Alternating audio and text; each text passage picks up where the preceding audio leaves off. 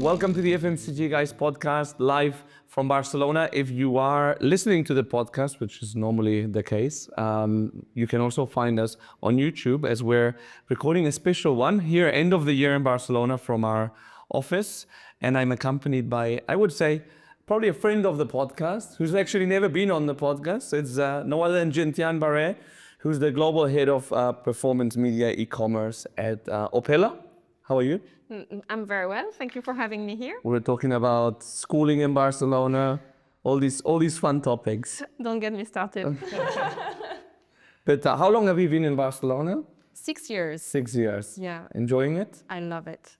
I guess the start was a bit rocky as you came in 6 years ago with COVID. The start was very rocky. The start was very good because it was a life choice and a work choice as well. So I had to mix both changing industry. I went from Google, where I was working in France, to Sanofi, so very different industry.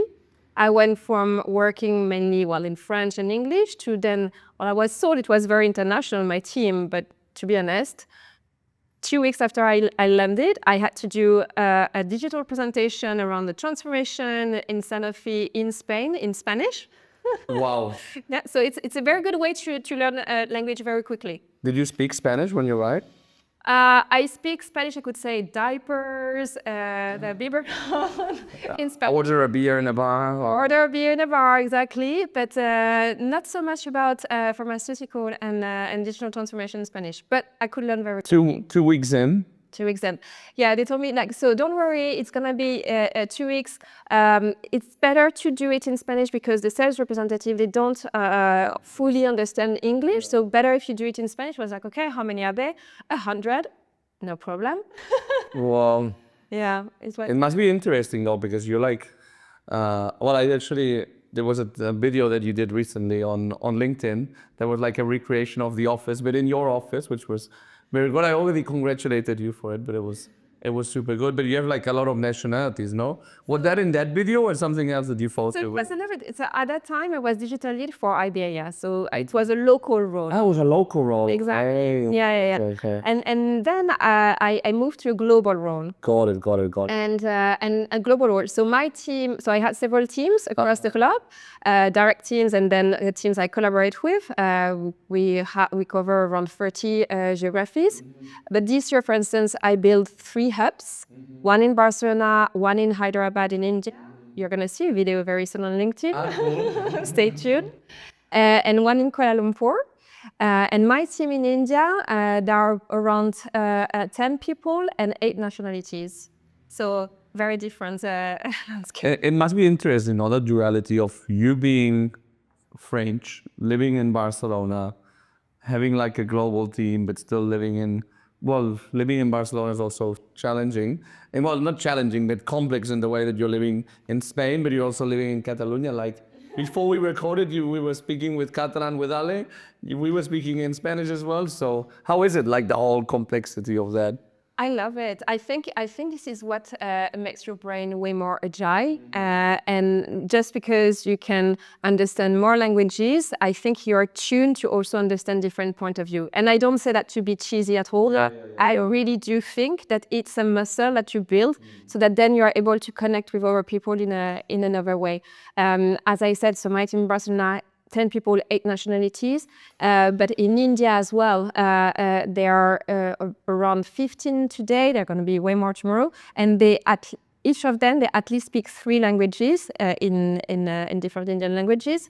But I do think this is also a common ground that they have. Like you have to, when you work in such a big company, multicultural company, you need to have this brain and be able to be tuning into whatever your audience or the person you're talking with is. And then it's interesting, because you have people from so many backgrounds, but finding like a common culture and so on. It's to be honest, I think I can write a book now about it.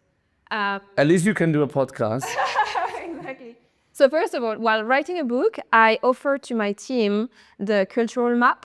It's a book I really recommend any leader to read, and also team members as well.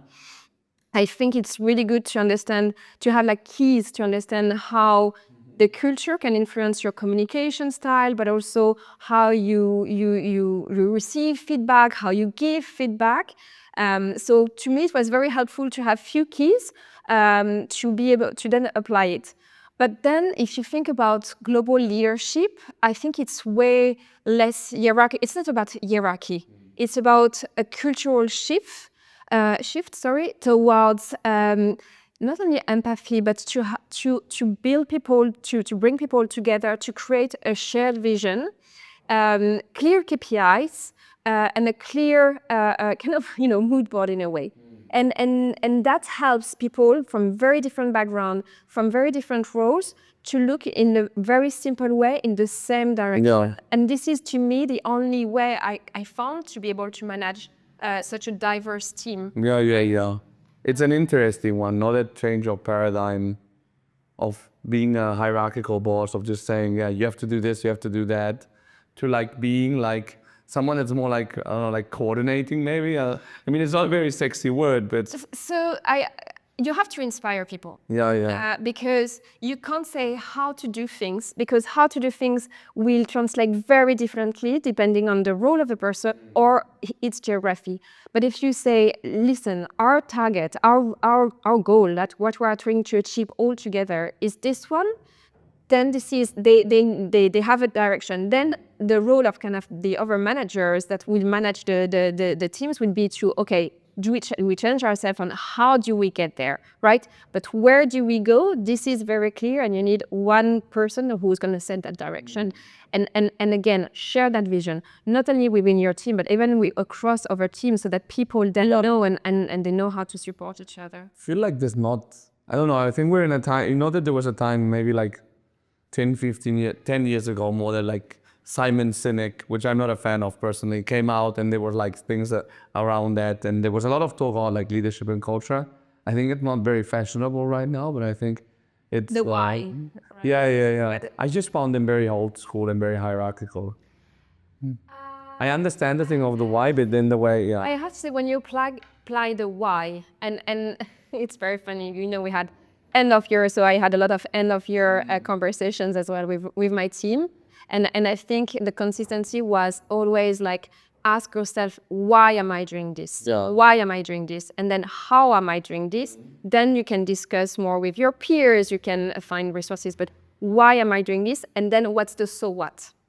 So yeah, what's the so what? what's the so what? Like, so what? I'm doing this, so what? What will happen? Okay.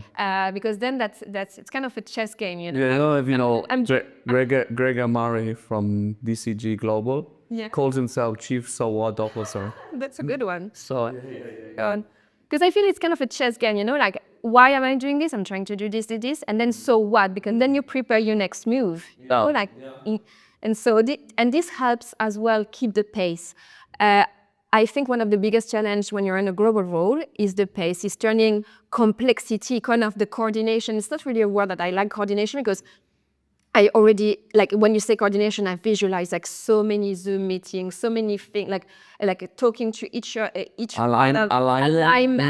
But like, it can be endless. Imagine like Opella, the company I'm in today, we are 11,000 people. So if you need to align everyone, every stakeholder, you can't. Yes. What you can align on is, again, as I said before, a shared vision, a shared outcome. And then you have way fewer alignments, because everybody knows in which direction it's going to contribute to this shared vision. And then I think that helps as well to turn complexity into movement, into pace, into, okay, so what's going to be the next step for this team, for this team, for this team? Then they can be in motion, because it's very, very easy to fall into, to have these people around inertia, like, okay, so I'm going to align, I'm going to coordinate, and at the end, 6 months later, Nothing. we're still around, like, the alignment number 10. Yeah. And that can happen a lot in global roles, no? When you're doing more like mid to long term things. No? Of course, it happens. I mean, that's so common at the end. Yeah. Tell me a bit about your background, because you have, I would say, a very positively unusual background with luxury, cosmetics, consulting, Google, Consumer Healthcare. Well, tell me about it. Yeah. How did you where did you study? Where did you grow up actually? So I grew up in France. Whereabouts? So both in the Alps and Paris. No? Yeah. So Alps was very good to make my skill level good enough so that I can enjoy it. But you were living there full time. As I was living never there fit. time. Yes, I was living in Albertville where there were the Olympic Games Oh? in '92. Then in all the ski resorts that you know as well. Like I moved. Like I was when I say in the Alps, I really was in the mountain, on the slopes.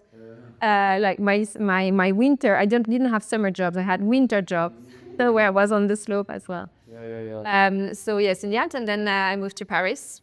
To study or? For my the second half of my high school. Oh, okay. Yeah, I was lucky enough to go there. And then you did your bachelor's in Paris as well? And your first job out of college was? My first job out of college, it was university, and during my university I had a break here, and during this break here I traveled and worked in New York. Oh. So that was Coty in New York. Ah, okay. Yeah. Okay, cool. As an intern or? As an intern. Oh, I cool. loved it. Yeah. Yeah, it's amazing. Being an intern. Super glamorous. Yeah.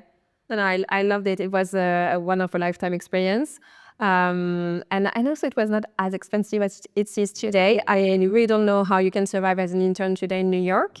I think I kind of had a golden age, and I have lifetime friends from this experience. Oh, wow. Yeah. So yeah, it's so funny. Like my roommate at that time she was American Korean, and like this summer she had a personal story happening to her, and she took a plane from New York to Barcelona, went to a finca I have like in the middle of nowhere. Like she's a cosmetic TikTok influencer. Like she ended up like harvesting carobs within the finca in the middle of nowhere. Yeah. Well, you both have digital affinity there. Exactly. That's something that probably unites. So then you did the internship in New York, went back to France, and then? Finished my studies, and then I finished my studies, and then that was the crisis, like All right, and you were that unlucky generation. Well, I was this unlucky generation, and among that, I managed to be lucky. So because I secured my job at Bain Company, and I asked to start 6 months later because I wanted to do like a backpack trip, actually to India, which is very funny because now my professional life is bringing me back to India. And I asked to start 6 months later backpacking in India, and in the middle of the backpacking in India, the subprime crisis arose. I was in the middle of the Lehman Brothers. Exactly. Yeah. And I think half of my peers, like in university, didn't same as me, had a job, but then didn't have a job. And in my case, Bain Company continued with the offer, and I started there. I started as a consultant. The reason why I wanted to do consulting strategy is because I didn't know at that time. I felt too young to choose an industry. Mm-hmm. I think it was. I didn't know, and when you don't know, well, you go for an option that is kind of will leave you doors open for when you have a clearer vision. But what I really enjoyed is that it was a project around like exco level, like exco challenges.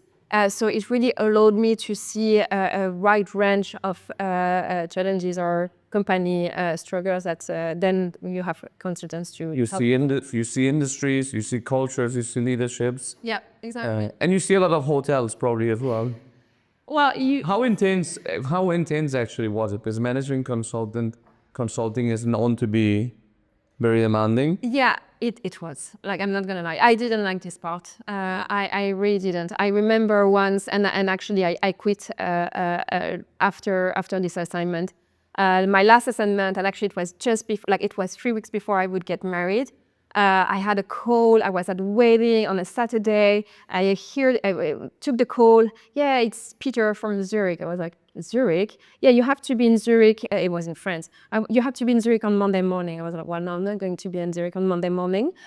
Yeah. Anyway, I arrived Monday 8 p.m. or 10 p.m. and then I received an Outlook calendar invitation to have a kickoff meeting at midnight. And then I did the checking of my hotels. So you don't see that many hotels because I did the checking of my hotels at 3 a.m. And then I had the follow-up meeting at 8 a.m. So I spent 4 hours in the hotel. Yeah, that was the type of rhythm I had at the end. Wow. It was not great. No, did you specialize in a certain industry at the time, or were you doing a bit of everything, or function, or? Yeah, I actually didn't specialize. I did as transport, travel industry, media industry, furniture like home, and then the last missions I had, because I wanted to be based in Paris, I was put in the private equity practice. So you have it's even shorter assignments on many industries. Consulting plus private equity sounds very intense. Yeah, that's it. That was their way to help me be more in Paris and prepare for my wedding. It didn't work. But actually, so today I laugh about it, but because it's passed behind me, but I really learned a lot. So that's the one thing I want to remember is like I learned things, and I learned to be so efficient. And have a lot of stamina that then help, it helps for all your career after that. How long were you in Bain for? 2 years. 2 years. Yeah. And then you went to Google. Was that Google next? Yeah, so it was through some contacts that then I received this opportunity around like Google, looking for people more in the business side. Mm-hmm. But yeah, going from consulting to tech is a relatively usual. It was absolutely not at that time. Really? Absolutely not. I remember all my colleagues at Bain, when I said that, okay, so I'm leaving and I'm going to Google, like they were all telling me like, why, what type of job is there for us there? Like, what are you going to do there? We're talking about probably year 2010. 2010, exactly. And so they were all like, what are you going to do there? And it was so funny because I explained like, the ad industry is evolving, to consolidate the revenues, etc. And 4 years later, I saw every single one of them look at the door like, can you help me get a job at Google? Because it was booming. But at the beginning, it was not so much. Like I have a very vintage curriculum, to be honest. Wow, interesting. Because I think like when I joined Google, it was really around explaining to companies Because it was probably considered just to be a search engine, and that was it. It was a search engine, why do they need to be online? Like, why do they need to have a great website? How fast should be their great website? Should be their website? Why do they should they advertise online? They didn't advertise anything online. Then I had to do the same because Google acquired YouTube. So why do they need to advertise on YouTube? That YouTube was not around only about cats.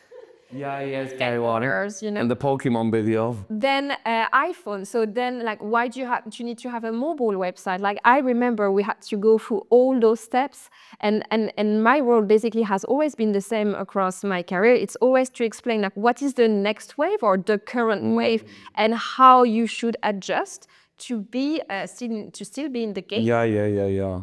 Wow, interesting. Yeah, so now that I think of it, I didn't have a smartphone. I mean, I resisted as well. I didn't have one until 2015 or something like that. And think about your experience in 2015. Like, would you dare to buy like?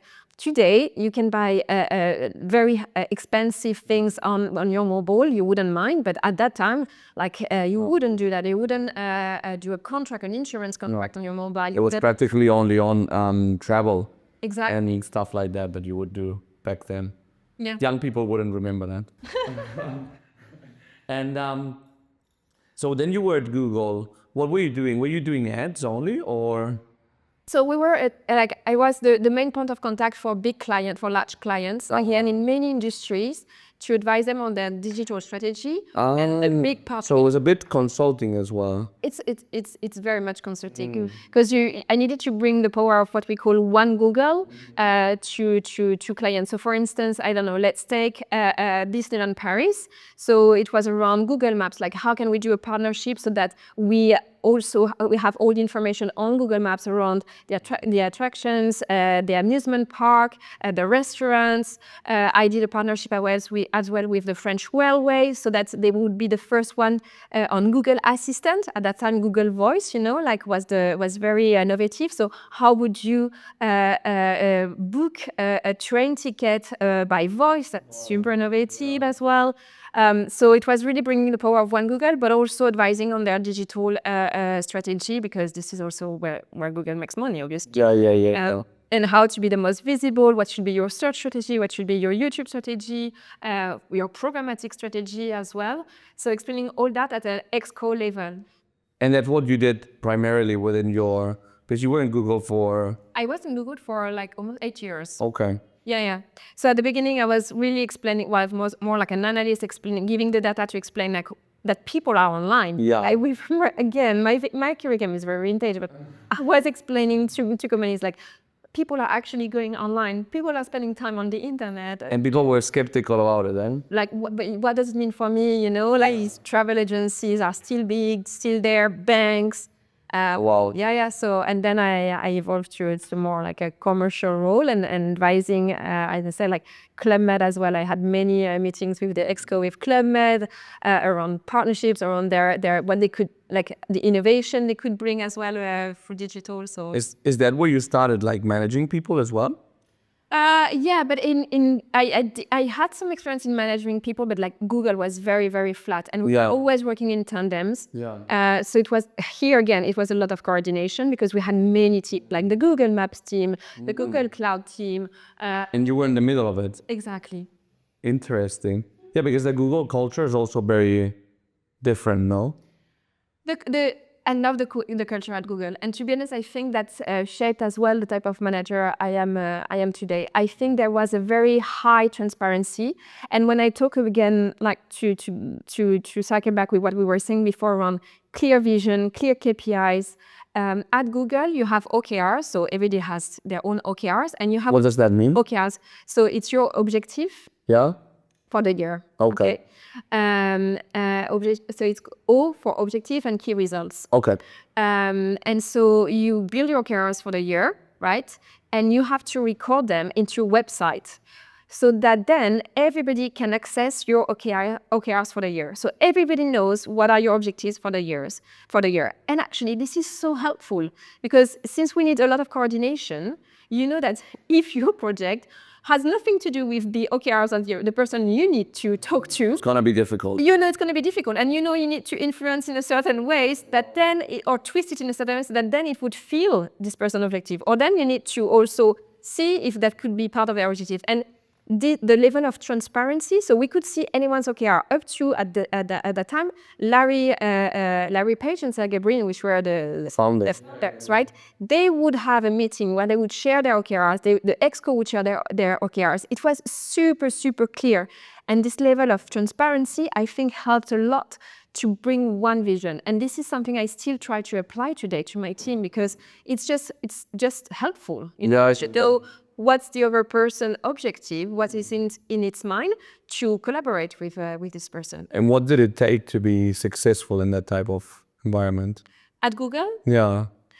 That's a very good question. So, and I think this is the big shift I had between Google and Sanofi. So Google, especially at the time I was really in a high wave of organic growth, right? It was organically double-digit numbers of easy. You know? Yeah. So when you're in an environment that is moving so fast, growing so fast, like brands wanted to do advertising, especially at the end, not at the beginning, where I was trying to explain everything. After you did all the hard work, people weren't starting. Exactly. So the people wanted to be visible online. Yeah. They wanted to be the best online. Yeah. Right? So the commercial relationship is way different than when you are trying to sell. Yeah. We are trying to advise how to do it smartly, right? So, and then, when you have such a high growth, in understanding what is your impact within this growth is very difficult, right? Like, am I changing really the way? Like, is it because it's an organic growth or is it my work? And when I moved to Sanofi, which is a way more traditional, stable company with a single-digit number in terms of organic growth, Well, the paradigm is very different because, if you don't do anything, nothing will move. But if you do something, then you will be able to see the impact you have.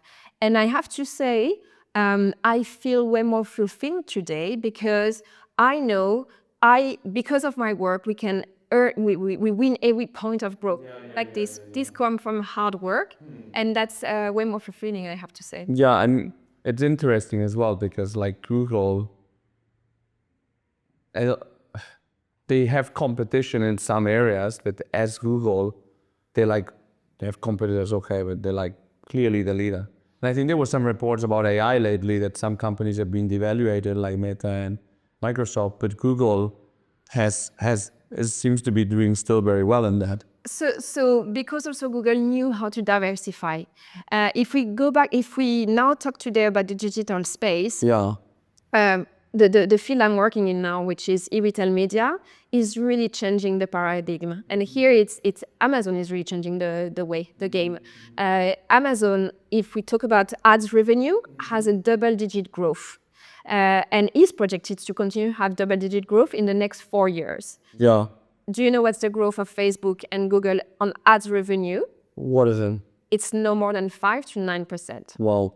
So Amazon is really questioning the Google and Meta dominance on the ads revenue for the cloud market. I'm not disputing that. In AI, in terms of product and leadership, I'm not disputing that. But for brands, in terms of ads, Amazon is now being super competitive. Why? Because today, they are the only one to really be able to close the loop into what is relevant for a brand, which is to go from an awareness format, like through Amazon Prime. They now have a partnership with Netflix. So they are really like they have a great inventory for awareness, up to the actual sale, which is something that neither Google nor Meta can do. They can't close the loop in terms of data for sales. So the relevancy that Amazon has in terms of data is unprecedented.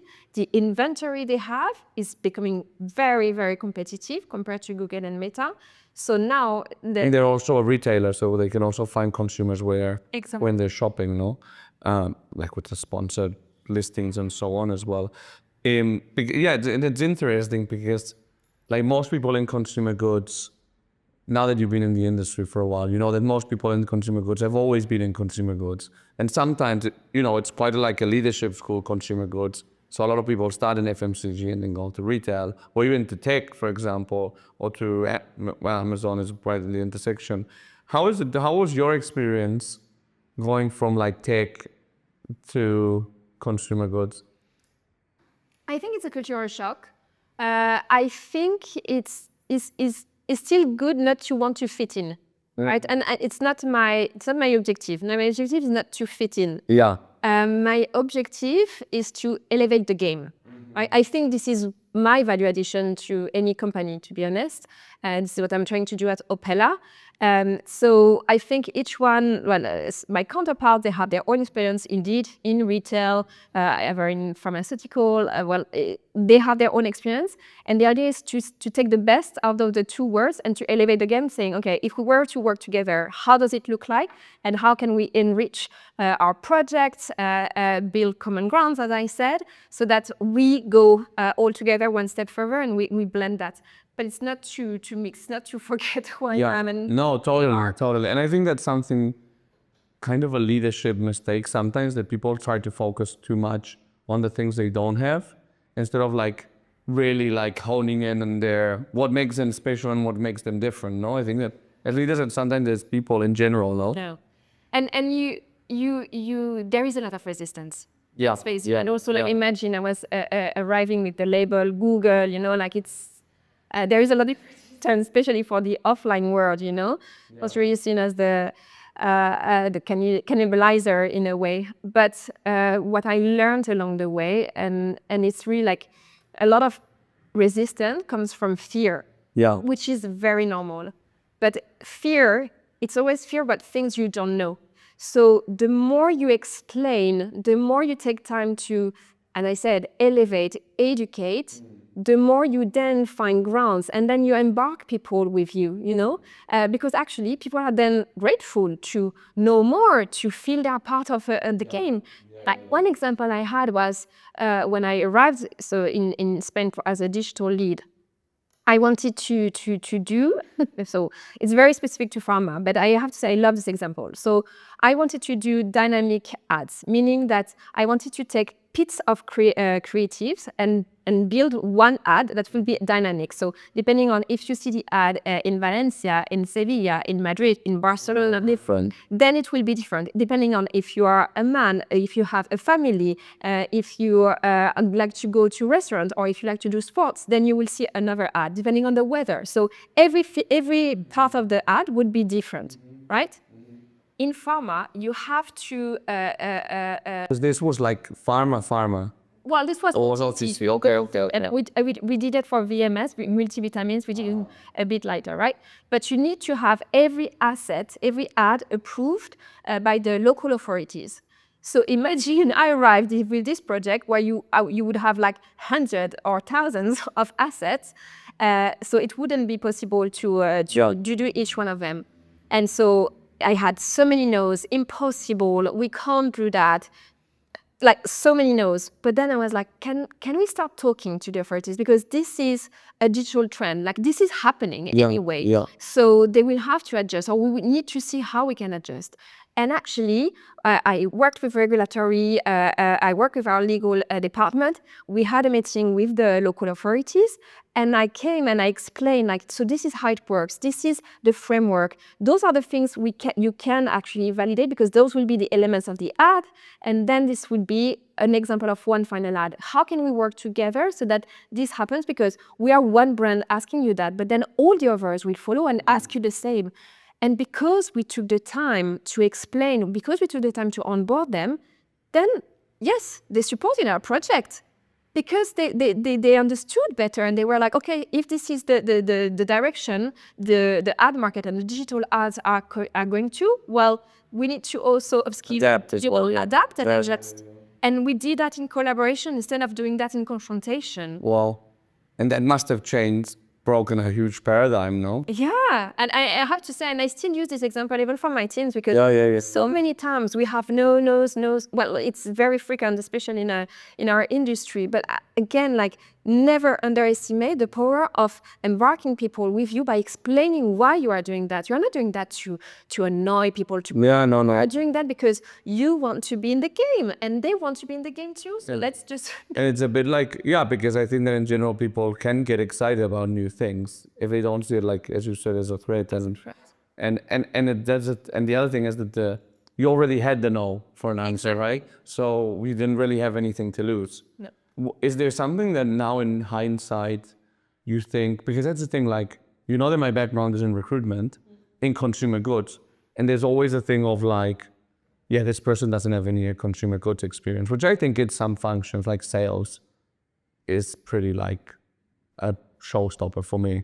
But I think that maybe in like digital functions, it is more transferable than one would think. Like, what would you advise companies to do to be able to bring more profiles like yours than maybe that are not like the usual suspects? Yeah, I think you need always you need to build diverse teams, right? So you need diverse profiles. You need profiles that indeed have done that and know their game and know the omnichannel world, the offline world, has done all their career there, because they're gonna bring a certain type of expertise you need. And then you need to bring over like kind of specialists as well in the game, because otherwise you are never going to transform, you're never going to challenge your ways of working, and you're going to very quickly become irrelevant, which is not what you want. In the type, so my team is really shaking the way we operate. We're going to talk about that after, but like we're in-housing, for instance, our media operations, which is a very big trend, but it's a very complex one. And when you do that, you are completely transforming the ways of working that have been in place for decades, right? So what I'm looking for in terms of profile is that I'm looking for, like, I don't care about the industry. I don't care where they have been working before. I want to have someone who is an entrepreneur. I want to have someone who has this entrepreneur spirit, but is able to fit in a large company. So I call all of them like the entrepreneurs, and they need to have this spark. You don't need to have all the experience around, I don't know, pharma, CPG. This is not relevant. What you need to have is this being eager, being hungry for change, and make sure that, as I said, like you don't take no for an answer. You have the stamina, not the passions. I think it's very different, the passions, but you need to have the stamina to be the one that's gonna be the lighthouse. Changing your ways of working. Yeah, because the world is full of people that have like a certain passion for something but never do anything about it. No. So what is your current? So you started in the local role. What is your current role? So my current role, I'm a global head for performance marketing and digital shelf. So I lead those two topics, which are the key pillars of our e-commerce strategy. And in performance marketing, the project I've been working on in the last year has been the in-housing of our eRetail media operations. Again, I can also write a book about it, but that would be a very long podcast if I start doing that. And this has been very transformative. What does it mean exactly? So it means that we went from an agency-led model, meaning that we would give our media budget to an agency. Okay. Tell them we want to grow at X, we want to have a ROAS of Y, try to be as close as you can of those objectives, right? And then the agency does her thing, does its thing, and then report to us, okay? Yeah. In-housing, it means that instead of paying an agency very, very expensive fees to do that, well, you don't pay an agency and you take those fees and you actually build a team internally that is going to operate for you. Okay. The big difference is that then, so I tell my team, I don't tell even my team, I want to grow at X and with a return on ad spend of Y. I say, I want to be age tech better and better and better. And because you have an in-house team that then will wake up and every day work on your brands, work on every platform to reach those goals, then you're going to unlock a lot of growth. And this is what we did. It was really much more like a top-line exercise. We wanted to find ways to accelerate our growth online. This was our primary motivation. And also it happened to be very cost-effective at the organization, like very much. Is it also a matter of like, if it's an internal person, you actually know what they're working on? No? It's just that it's dedicated to your account. In an agency, like the business model of an agency, and really like nothing wrong with that, is to have as many clients as possible reaching the targets they want. So they want to automatize as much as possible because then they don't have to spend their full days and weeks on an account. They automatize, they have the objective that is being asked, and then they move on, which is totally normal, right? But in an in-house team, you don't have that. Like you have people that anyway would be dedicated every day to beat their best target, right? Their best result, and they are gonna have a level of granularity in understanding the brand that then reflects on the whole organization. So to me, the three key learnings I had from this year of in-housing is the performance has been outstanding. We had in the first year already. First year, we doubled the growth I thought we would have. Double. I didn't sell that to my team, but we were even more cost efficient than my business plan. But the most important thing to me is that we were able to give back insights to the global brand teams that they never heard before, because we have people that every day knows, like, how does this keyword on Amazon perform for this market, and how does it compare with this market, and how does a consumer react to this ad versus this ad. And the agency doesn't have the time to do that. It's not part of their scope. So that, and then we had so much efficiency that we could see that our ads were more and more visible and more clicked, which normally doesn't happen. But those are the two KPIs that we could see that we were being even more relevant. Interesting. And because I was gonna ask you actually if there were any like watch outs or any like but I was also gonna ask you if there were like any short-term impacts that you have, but it sounds like if you're already getting these results in a year. Yeah, so I didn't expect those results in a year. Yeah. I really didn't. So that was a great surprise. But of course, like it's not an easy work. I think because you become, like I've become, for instance, on top of what I was doing before, agency director, and managing way larger team, and you need to find And to build it and so on. to build it from scratch, to manage it, to structure it. If you are missing one person on one market, how do you do? So no, it's not an easy task. Of course, and also we're year one, and I expect the more we grow, the more we're gonna have over challenge in terms of making sure that you are always up to the game. Because I recruited people externally because they know what they're talking about, but they need to remain relevant. So making sure that I upskill the team as well will be very important and one of the key challenge. And how do you see the role of retail media for the whole marketing mix for consumer goods companies? Yeah, I think today is completely underestimated, but to a very large extent, and it's concerning when it is. I think e-retail media today is being seen as an add-on or something you do on the side or something you do because you have to do it. Yeah. And actually, I think it's the core bone today of your brand strategy. As I said before, because of the full funnel. You can raise awareness of your brand. You can be there, be visible in terms of consideration, and then you can convert all that online plus offline. Think about not even the new generation, I sound old when I sound very senior when I say that, but if your brand is not in the top first results on Amazon, how likely are you to buy it when you see it on a store? Not likely. You're not visible. You don't exist if you're not in the top result of allergy pills, for instance. No. You're not. You are going more and more. Consumers are informed and getting informed digitally, but not through Google, Facebook. No, they are going to marketplaces where in the marketplace, they can compare the products. Yeah. And because they see it, then they recognize it on the store, new store, right? So if you miss this touch point, then you miss yourself. And that's underestimated.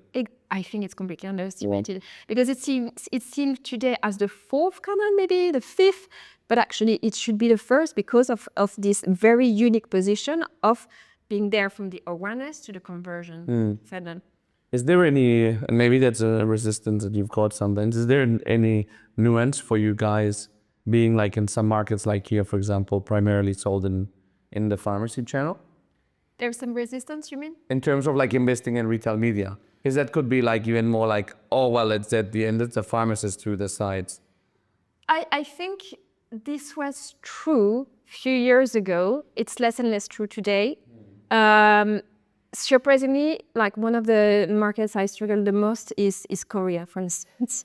I still don't know why, but the switch from offline to online, even in a very digital market, is still there, and so you have some surprises.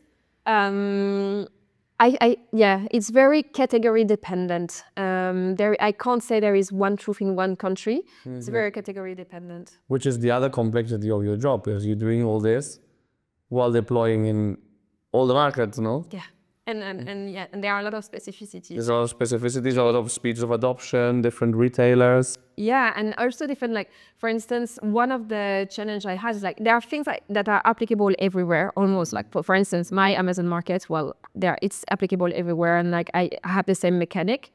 But actually, what is true in the US, in Europe, in Australia on Amazon, is completely not relevant for China, for Southeast Asia, where the weight of TikTok is so important. So for us, remaining relevant in those regions is a big challenge. TikTok went from a 2% market share in terms of sales for us, for the industry, to a 30% in 2 years. It completely exploded and changed the landscape.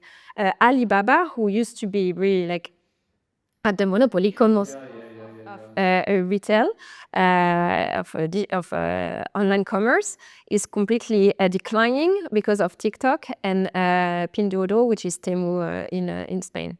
And how do you remain relevant? In 2 years, how do you adjust in 2 years in such a big change?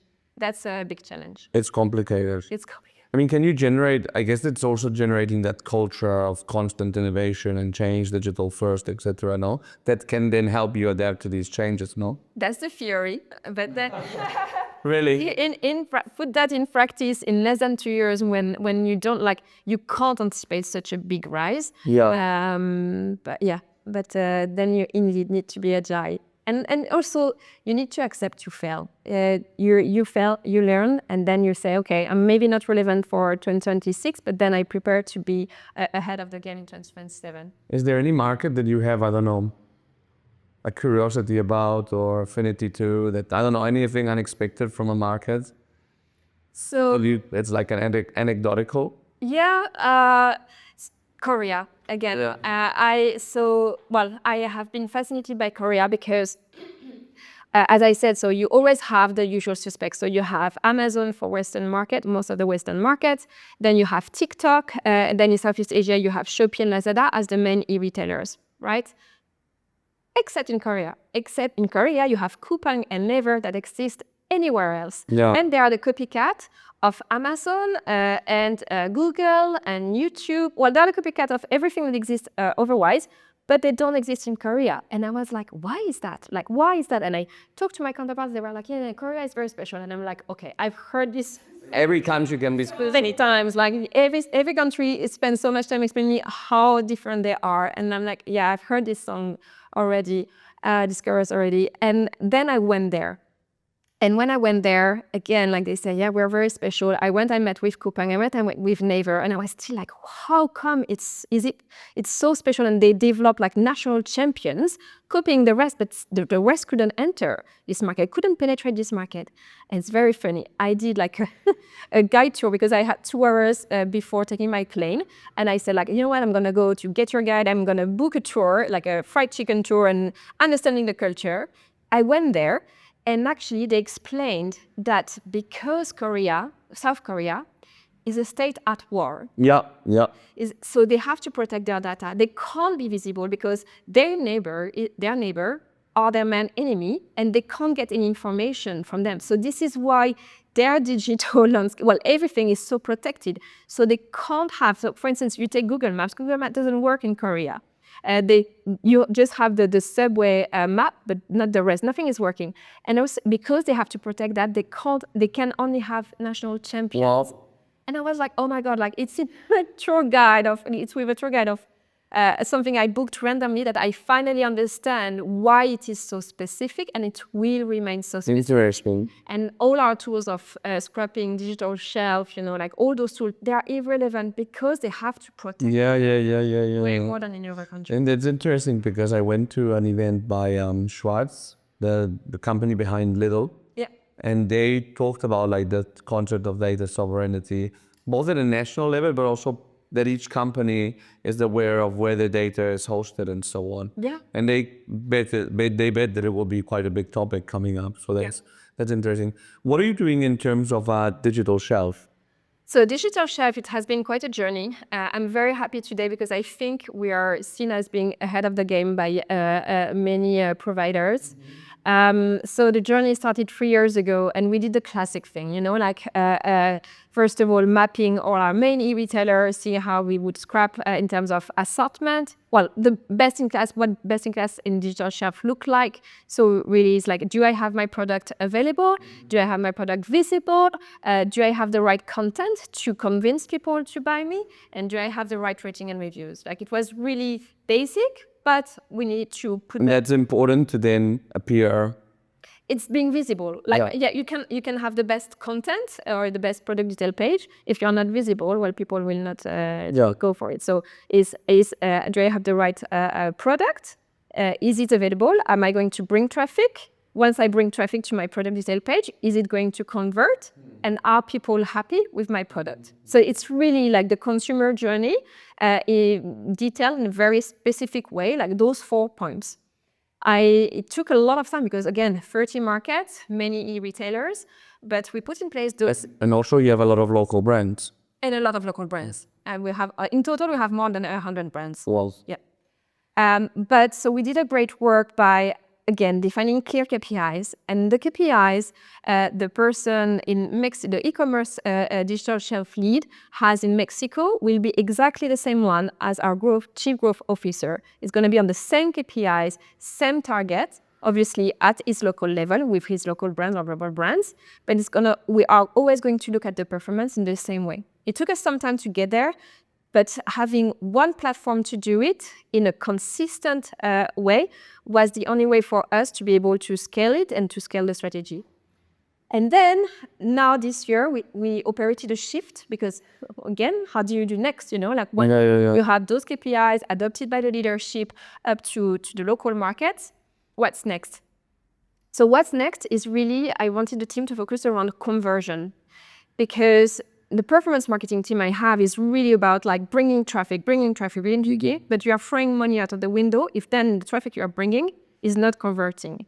So I changed the KPIs around digital shelf score into conversion rate score, because this and this is very hard to measure, but it has way more impact because this is immediate sales. Whatever traffic you used to have 100 people coming to your page, but because they didn't have the right content, didn't have the right bullet points, didn't have the right claims, then you were losing sales. And as soon as you change the conversion rate shift, and that's like through A/B testing and. No, you have the data on Amazon. Okay. Yeah, for Amazon you have the data. For other retailers we do a pre and post. And so I shifted that so that the team are now outcome obsessed again, and focus on the impact, and that's really helped our growth. And there is kind of a link between like digital shelf and retail media, no, as well. I know that's a topic as it's come out. Visibility. Yeah. So visibility. So when you have visibility, you have organic and paid. But the reality is that the paid also fuel the organic one, well, because it brings more people into your page, and then you see that like the algorithm see that it's converting, so that it helps as well your organic ranking. Yeah. So you have to do a bit of a coordinated effort in terms of like retail media, for example, or maybe like the whole e-commerce, as you prefer, for FMCG and OTC. Do you have any bold prediction for what's going to happen, since your job is anticipating the future? In the next year, eh? It's not. So in the next year, it's really not sexy what I'm gonna say. Okay. I know. We like that. We like it. In podcasts, you need to have like a catchphrase. Well, I'm gonna be very boring. Don't worry, you've said a few already. You've done that part already. No, I'm gonna be boring. But like next year, I really do think it's all about getting better at doing what we do in terms of surfing into this eRetail media wave. Like that's not, as I said before, like not considering that it is a side, but really put it at the center of your strategy. If you do that, you're already ahead of many, many companies, right? So that's the first thing that I will work towards to, is really to make sure that this becomes the backbone of many of our global brand strategy. So that's one. But then if you look at the future, the big question everybody has is agentic AI. And how you are going to be visible into the LLMs, into reviews for Amazon. I really think that people who claim they have the answer today are either magicians or lying. But this is something I'm gonna watch out very clearly, because I think that can, like, same as, it took Google 14 years to go from a 1 billion to a 30 billion business. It took Facebook 11 years to go from a 1 billion to a 30 billion business. It took eRetail media, how much would you say, to go from a 1 billion to a 30 billion business? eRetail media isn't being like... Amazon ads. Like 5 years? Exactly. It took 5 years. So they have. And I do think with agentic AI, we're gonna... It could be like... Even... It should be like 2 years or... And it will be 2 years. Same as the challenge we had with TikTok. So we need to know, we need to know this wave is going to arrive. We need to already adjust. And I have to say, I'm in the digital shelf team and my content team. We are already working on a few things we can do to already anticipate that. But there are going to be things we still don't know, and we need to be prepared to embrace them as soon as we have a better view. Interesting. So I don't know if you know that we have a question that we ask everyone here, which is, if you went back to your younger self, what would be that one piece of advice you would give yourself? Yes. I think I will have two. Okay. I think I will have two. The first one, I think it's maybe that's very feminine, or it's do the work, but don't assume people will see it or will understand it. So the communication around your work is as important as the work, and it's not to be like to make it shiny or to be presumptuous.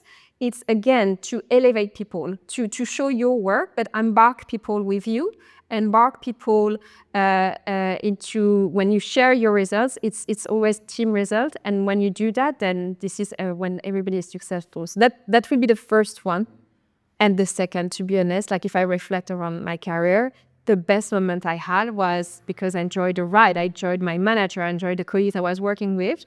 So choose your career according to your ambition, but primarily choose the people you're going to work with, because that's so much of your time. Yeah, totally. And one question, sorry, since you've mentioned it, there's a thing of like, I think there's a strong imposter syndrome thing about like getting out there and just saying what you're good at. I think that everybody finds, well, most people find it uncomfortable to speak out themselves, but probably women more than men. It has been proven that it's more for women. Yeah, right. Yeah. So what formulas have you found personally to do that? But also feeling it like there's not something forced, that like something that's genuine. I think I'm still looking for the formula. No, but one formula I found is really what I was saying before. It's really like more than showcasing and being show off about like your results, like I achieved that, is really around saying like we had this challenge, go through the process and this is the result, right? So really having an approach that is a bit more educational. Yeah. That's kind of the mid step, you know, to reach this goal is to say like I'm gonna show what we did, but I'm gonna show how we did that, and that is a teamwork as well. And there's something great that you said, which is speaking in terms of we instead of I. Exactly. And I think it's a way that people can feel much more comfortable about talking it, because it doesn't feel like you're bragging about something individual. That's great advice, actually. Well, Gentiane, really enjoyed this. It's been a long time coming, so thanks for joining me. Thank you for having me. It was my pleasure. And thanks to all our audience for tuning in, and we'll see you in the next episode of the FMCG, guys. Have a great one.